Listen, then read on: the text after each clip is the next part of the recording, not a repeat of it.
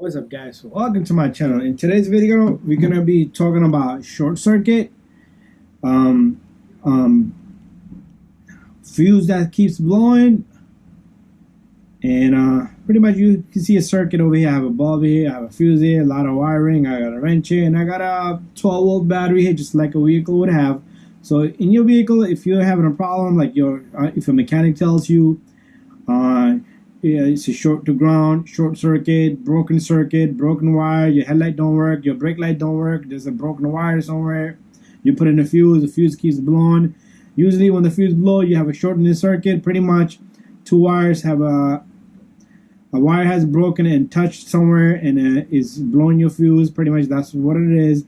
But before we start the video, we're gonna do something. We're gonna remove this guy. I want you guys to take a look at somebody gave me, a friend of mine. We have a Ferrari 308 GT SI. We're gonna put this guy up. If you guys know what year this is, if you know more about this, you can post up on my channel. Leave a comment down below so that stays up there.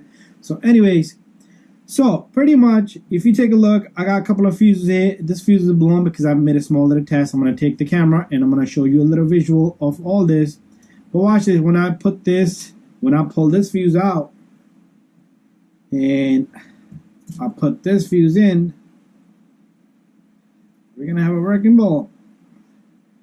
As you can see, we got a working bulb. So there it is. So let me take the camera, let me show you guys a little visual of it. I'm gonna put this facing that way we don't have a lot of lighting coming into the camera.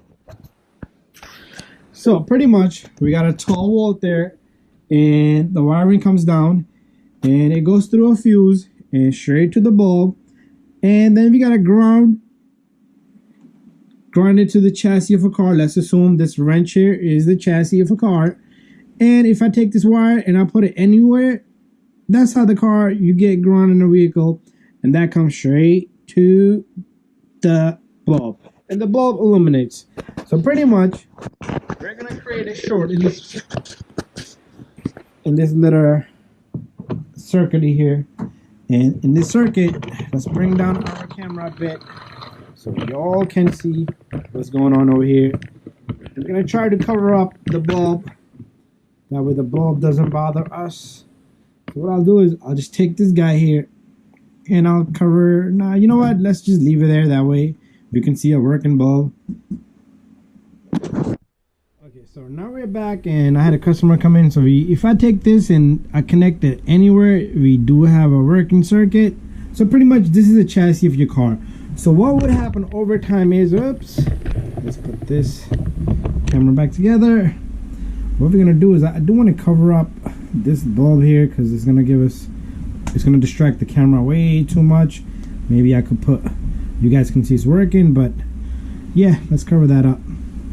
And if we take this guy and let's assume this is your fuse, every time you put in a fuse, your fuse blows.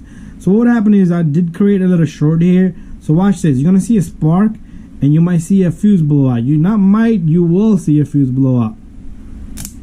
See that? And the whole circuit turned off. So let's keep this attached. It has attached itself. So what we're gonna do is we're gonna disconnect this fuse and we're gonna put in another fuse and watch what happens. Let's attach one leg. So this is you inserting a fuse into a fuse box. And as soon as I attach this fuse, watch this what happens. Yep, it's just these wires are too hard. Let me get it in there. And we got a working bulb.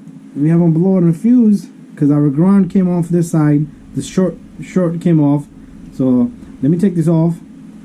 And I'm gonna keep this touching to the ground. This is the chassis of the car. So the chassis, like we said, this thing has power all over, at all ground all time. So let's put this in here. I just want this wrench to touch this. There you go. We got a blown fuse again. We pull this fuse out. So we got two blown fuse, and we're gonna keep that touched to the chassis. And we put in another fuse. we got another blown fuse. So the fuse keep blowing over and over and over. So that is a short circuit in a vehicle. And how do you find this short circuit? And before we do that, a lot of times we would come across, we will take our test light, let's give it a ground here, let's attach it to the chassis of the vehicle right here, and we have working test light. We got fuse that lights up. Hopefully you guys can see that. And we got a fuse that's working. One side works, the other side doesn't, okay? And how do we find something like this? Mechanics go through a lot of wiring diagram pretty much. You have a software called ALLDATA. It could be Mitchell. It could be a lot of different softwares. And you figure out, you trace this down. A lot of people use PowerProv. So there is few different ways that I will be doing. I do this kind of work, but it's very rare. So if you get a mechanic to tell you short circuit, this is what you're having. You have a short circuit, the fuse keeps blowing, okay? A lot of times, it could be something where the bulb attaches to the connector, okay? It could be melted, two wires are touching. It could be a bulb itself, which has shorted itself. It could be a chassis is very common. Like, you don't get this kind of common problems on Toyotas and Hondas. Like American vehicles, you will get it. Sometimes you have an oxygen sensor issue. It gives you a code for oxygen sensor, and all of a sudden, you don't have an issue with the oxygen sensor. You replace the oxygen sensor. You have a broken cable. That's called a short circuit as well. It's just not the way this is, blown a fuse. That could be a broken wire somewhere, and I did do a lot of those years back. And so what if, let's go a little bit more further. What if this shorts itself on this end of the fuse? That will create a fire. You don't want that, okay? There's always the fuse, always got to be in place, and it's got to be the correct amp. Like this was a 5 amp fuse, and when I had this 7.5 amp fuse, it gave me a bigger spark. But they do blow. If your fuse keeps blowing, this is what you have, okay? Anyway, guys, hopefully it give you an idea of a short circuit and a procedure that you can see live here.